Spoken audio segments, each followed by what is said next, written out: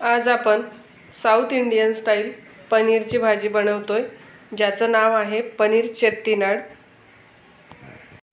चला तर मग ही भाजी कशी बनवायची ते बघूया। Welcome to my channel Kirti smart kitchen. आज आपण पनीर चेट्टीनाड कसा बनवायचा ते बघणार आहोत। सगळ्यात अगोदर इथे चेट्टीनाड मसाला बनवून घ्यायचा। तर मसाला बनवण्यासाठी इथे मी अशा प्रकारची जाडबुडाची कढई घेतली आणि यात 1 ते 2 टीस्पून तेल घालून घ्यायचं। 1 तमालपत्र, 1 दालचिनीची स्टिक, 2 चक्री फूल किंवा यालाच बादल फूल सुद्धा म्हणतात, 2 हिरवी इलायची, 1 जावित्री, अर्धा टीस्पून लवंग, अर्धा टीस्पून काळी मिरी, 1 टीस्पून बडीशेप, 1 टीस्पून जिरं,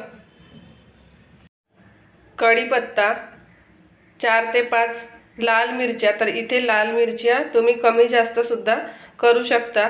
आता हे सगळं साहित्य मंद आचेवर परतून घ्यायचं। साधारणतः 2 ते 3 मिनिटं मंद आचेवर हा मसाला परतून घ्यायचा। आणि हा मसाला परतून झाल्यानंतर यात अर्धा बाउल किसून घेतलेलं खोबरं घालून घ्यायचं आहे।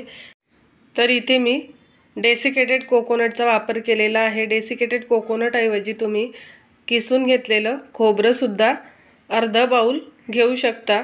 आता हे खोबरं ही 1 ते 2 मिनिटं मंद आचेवर परतून घ्यायचं। खोबऱ्याला खूप जास्त वेळ परतायची गरज नाही। तर 1 ते 2 मिनिटांनंतर याला गोल्डन ब्राऊन असा कलर आलेला आहे। आता या स्टेजला गॅस बंद करून घ्यायचा आणि गार झाल्यानंतर हा मसाला मिक्सरला लावून घ्यायचा। तर बघा आता हा मसाला गार झालेला आहे आणि अशा प्रकारे या मिक्सरच्या भांड्यात हा मसाला घालून घ्यायचा।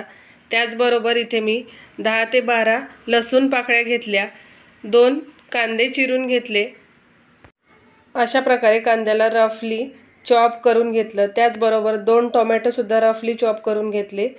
आता हे टोमॅटो सुद्धा या मसाल्यात घालून घ्यायचे। आणि आता इथे 1 ते 2 इंच आलं घेतलं। हा सगळा मसाला मिक्सरला लावून घ्यायचा। आणि आता इथे मी 3 टेबलस्पून तेल घेतलं। तेल गरम करून घ्यायचं आणि आता या भाजीला फोडणी करून घ्यायची। तर सगळ्यात अगोदर इथे मी अर्धा टीस्पून जिरं घालून घेतलं। त्याचबरोबर 1 तमालपत्र घालून घेतलं, अर्धा टीस्पून बडीशेप घालून घेतली, अर्धा टीस्पून गरम मसाला घातला, अर्धा टीस्पून हळद घालून घेतली, त्याचबरोबर लाल मिरची पावडर घालून घेतली। तर इथे मी 1.5 टीस्पून लाल मिरची पावडर घालून घेतली। आणि आता हे सगळं साहित्य या तेलामध्ये परतून घ्यायचं।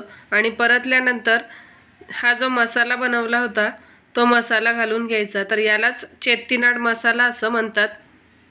आणि हा मसाला या तेलामध्ये परतून घ्यायचा।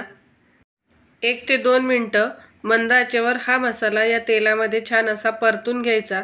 आणि 1 ते 2 मिनिटं झाल्यानंतर झाकण ठेवून या मसाल्याला साधारणतः 6 ते 7 मिनिटं मंद आचेवरच कुक करून घ्यायचं। 6 ते 7 मिनिटांनंतर इथे तुम्ही बघू शकता हा मसाला छान असा तयार झालेला आहे। आता यात पाणी घालून घ्यायचं। तर इथे पाणी साधारणतः 2 ते 2.5 कप पाणी घालून घ्यायचं। आणि हा मसाला व्यवस्थित या पाण्यामध्ये एकत्र करून घ्यायचा। तर इथे मी परत अर्धा कप पाणी घातलं, असं 3 कप पाणी घालून घेतलं। ग्रेव्ही जर खूप दाटसर वाटत असेल तर तुम्ही तुमच्या आवश्यकतेनुसार सुद्धा पाणी घालू शकता। आता हे पाणी घालून झालं। त्याचबरोबर इथे मी साधारणतः 200 ग्रॅम पनीरचे काप घेतले आणि हे पनीरचे कापसुद्धा यात घालून घेतले। हे पनीरचे कापसुद्धा या ग्रेव्हीमध्ये एकत्र करून घ्यायचे। आणि आता यात चवीनुसार मीठ घालून घ्यायचं आणि हे मीठसुद्धा यात एकत्र करून घ्यायचं। मीठ एकत्र करून झाल्यानंतर या भाजीला साधारणतः 6 ते 7 मिनिटं मध्यम आचेवर शिजवून घ्यायचं। तर अशा प्रकारे झाकण ठेवून या भाजीला 6 ते 7 मिनिटं शिजवून घेतलं। 6 ते 7 मिनिटांनंतर मस्त अशी ही भाजी तयार झालेली आहे।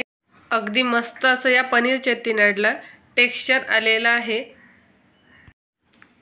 अतिशय सुंदर आणि झणझणीत अशी ही ग्रेव्हीसुद्धा तयार झालेली आहे।